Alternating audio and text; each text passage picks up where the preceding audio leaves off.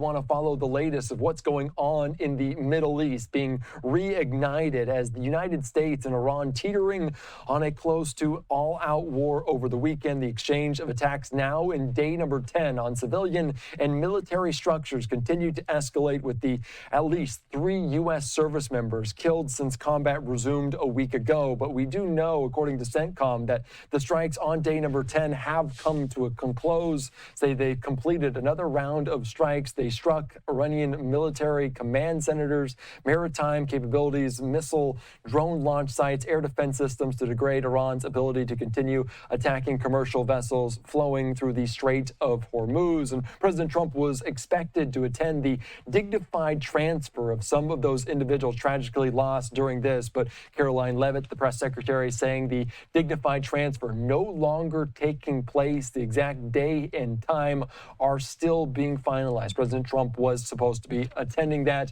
but earlier today we learned the identities of 2 of the U.S. service members killed in action on Friday at the base in Jordan, that being the 19-year-old Private Isabella Gonzalez and 25-year-old First Lieutenant Tyler James Feehan. You can see some of their images of Isabella Gonzalez there from Texas and the First Lieutenant Tyler James Feehan from a native of Hawaii. For more on this and the latest strikes, let's take you out to Alex Hogan with the latest update.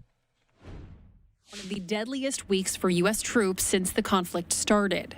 The military today identified those killed as 25-year-old First Lieutenant Tyler James Feehan of Hawaii and Private Isabella Gonzalez of Texas. She was only 19. Footage shows the moment an Iranian strike hit the U.S. base in Jordan on Friday. It's not clear if this missile caused the casualties. The military initially listed another service member as missing, although human remains have been found. These are heroes that pay the ultimate price. A 4th service member died Saturday in Iraq while detonating a downed Iranian drone. The Department of War says in the last 2 weeks since the ceasefire ended, roughly 100 service members have been injured, with 96% already returning to duty. The chief Pentagon spokesperson writing, quote, "The vast majority of injuries experienced were minor concussions." President Trump today warning every time Iran kills an American soldier, they will pay for that killing many times over. Democrats argue it's not enough. We owe these patriots, we owe their families. The American people deserve answers from the president on how he's going to bring this conflict to an end. In the Strait of Hormuz, the U.S. naval blockade remains in effect, and now the Houthis, the Iranian-backed proxy in Yemen, announcing their own naval blockade on Saudi Arabia. The Bab el-Mandeb Strait is a corridor to the Red Sea. Cutting Saudi oil shipments destined for Asia could reduce global oil supply by 7% at a time when the current conflict has already slashed global oil supply by roughly 10%. Saudi's foreign ministry now condemning the maritime embargo. The White House says that pressure on Iran will cause gas and oil prices to plummet, although today's national average has climbed to $4 per gallon, and U.S. oil reserves have dropped to their lowest level since 1983. In Washington, Alex Hogan, Fox News. All right, thank you so much for that, Alex. We're joined right now by retired Lieutenant General Karen Gibson, the former Director of Intelligence for U.S. Central Command. Thank you so much for joining us here on this Monday evening. We know this is day number 10 of these reignited, renewed strikes on Iran. Can you see a broader strategy from the Trump administration? Well, I'd say this latest phase of the campaign, the one that essentially began on 8 July or July 8th, is about a fight for who will control the Straits of Hormuz. So Iran insists that there will be a new mechanism for traveling through the Straits for commercial vessels that transit there, and that they will control. And that's what this phase is about. The first phase from February 28th through the ceasefire that was enacted in April 8th was a broader, more all-encompassing attack that we conducted in conjunction with Israel. And that was designed to significantly denigrate Iran's military and their leadership structure, and ideally to compel them to come to the negotiating table and agree to some enduring curbs on their nuclear ambitions. And we went through the ceasefire, the MOU, that was designed ideally to come to those agreements. That's kind of out the window right now. We're in a new phase of conflict that is really all about reestablishing normal commercial traffic through the Straits of Hormuz. And that has not happened yet. That's what I wanted to ask you, because it has stalled out in that major choke point.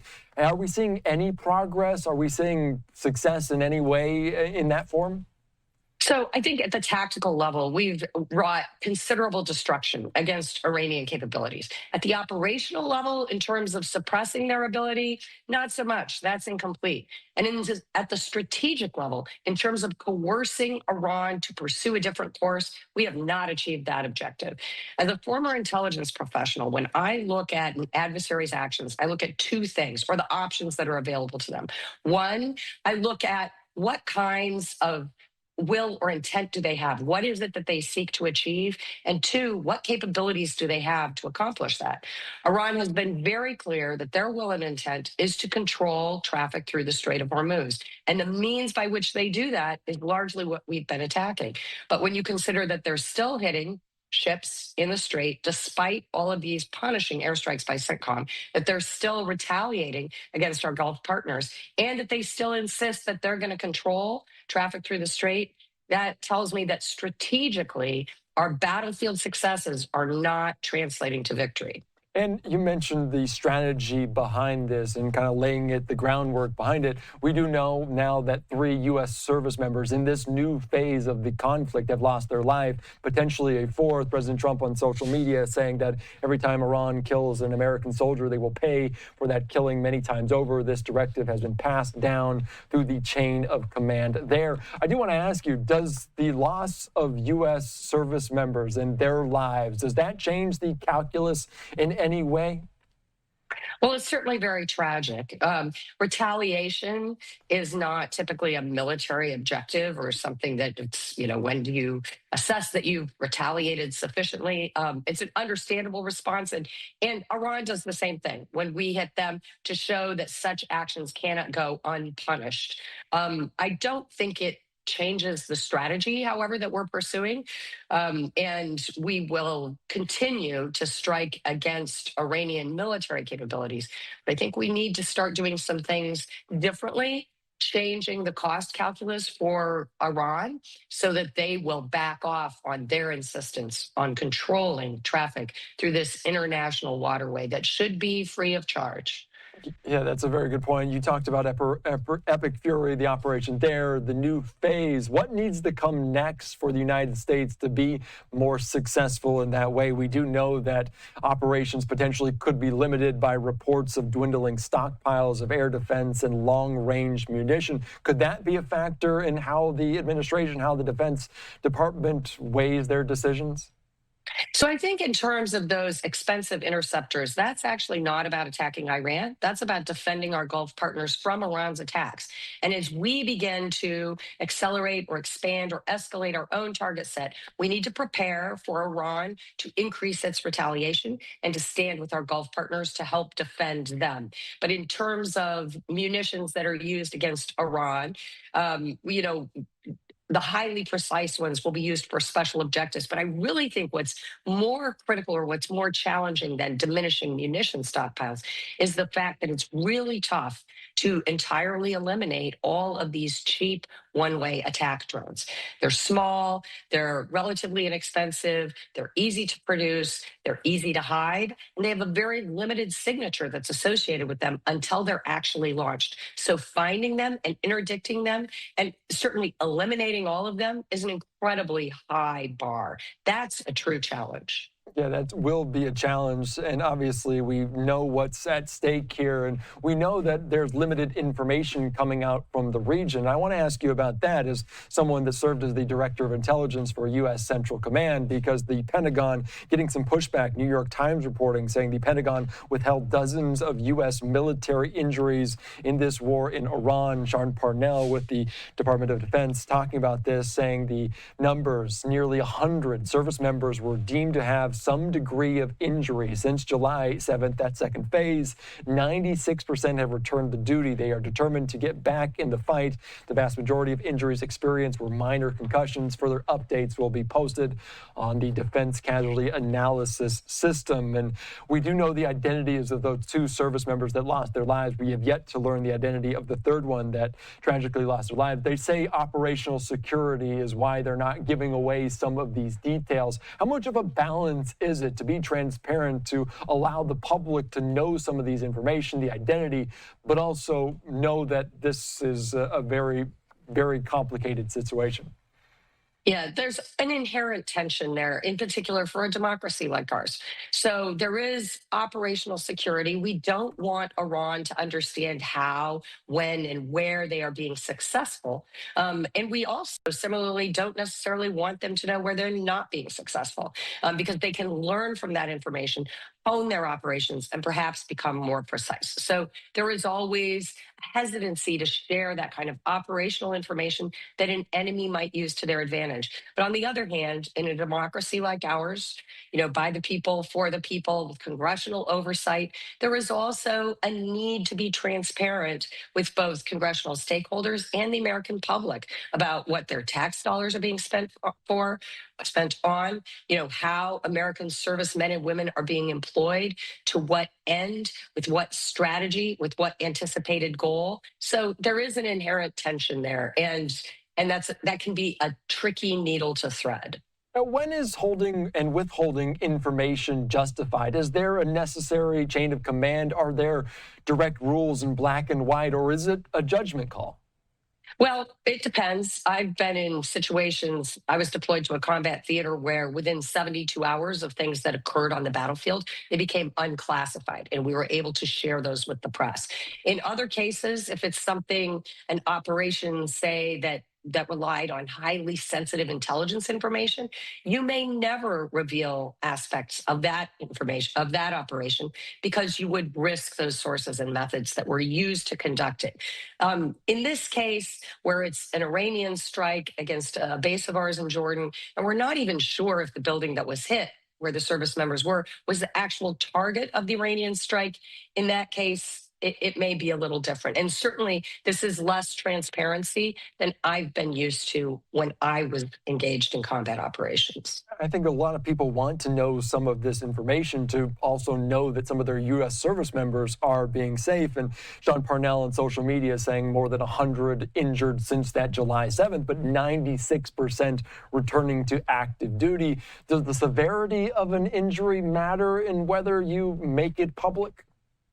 Well, I think they've been pretty clear that most of these were concussions, which is what one would expect with that kind of blast, traumatic brain injury or something like that.